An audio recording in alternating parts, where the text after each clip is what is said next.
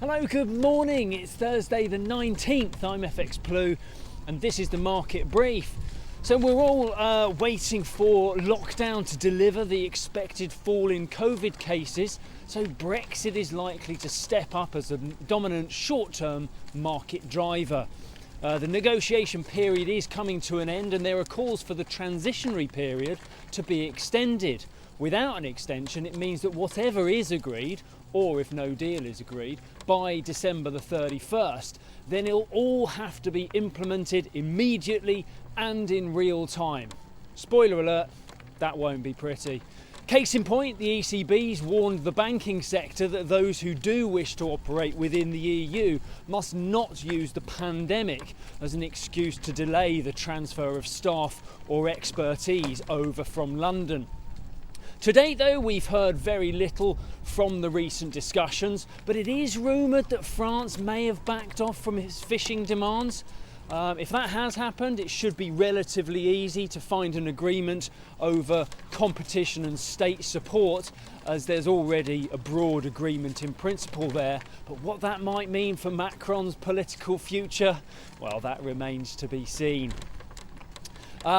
Yesterday, the UK government confirmed that it was looking at ways to avoid cancelling Christmas.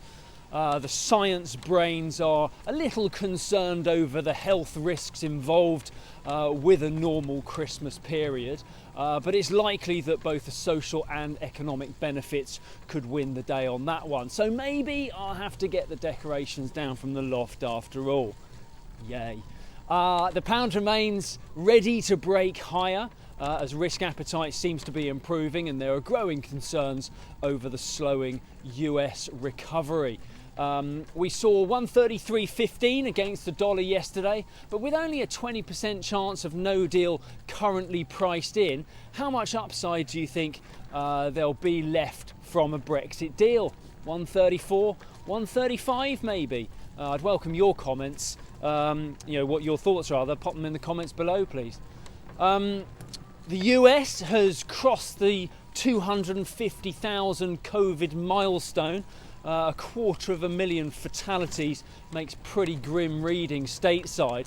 The number of cases is getting closer to 11.5 million as the second wave reaction is being left to a state level to deal with, as there's little support coming through from the federal government. With all the ongoing election nonsense, there's growing concern that the second wave could spiral out of control.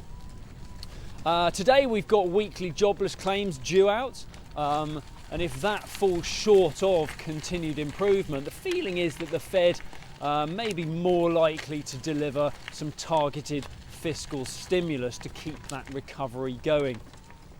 Over in the Eurozone, it looks like many of the individual lockdowns may need to be extended as they haven't quite worked well enough yet. Germany's economy minister is trying to get the retail sector open again in time for holidays. That should deliver a positive social impact, but also a handy economic one, as the IMF reported that German economic activity is slowing considerably due to the current lockdown. No great surprises there, and I'm sure it's not unique to Germany though, but that was the focus of the IMF study. In the market, the euro is threatening to break higher as the dollar continues to struggle. Yesterday, euro dollar touched a high of about 118.90, and we opened this morning slightly lower around 118.50. Right, that's it from me. It's downhill to the weekend from here. Hope you end the week on a high, and to join me again tomorrow. All the best. If you do not have a clue, then just tweet through and ask FX Blue. Yeah.